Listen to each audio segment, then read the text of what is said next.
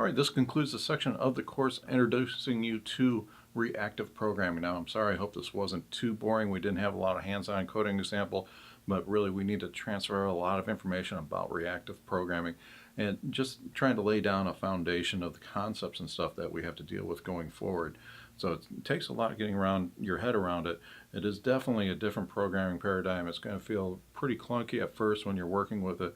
But remember, reactive is all about dealing with streams of data.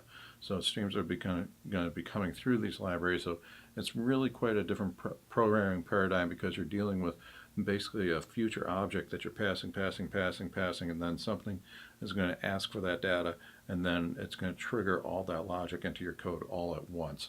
So it does take some getting used to for sure, but coming up we are going to be looking at some more concrete examples, and we'll be stepping through it slowly and getting you more and more acclimated to reactive programming with the Spring framework.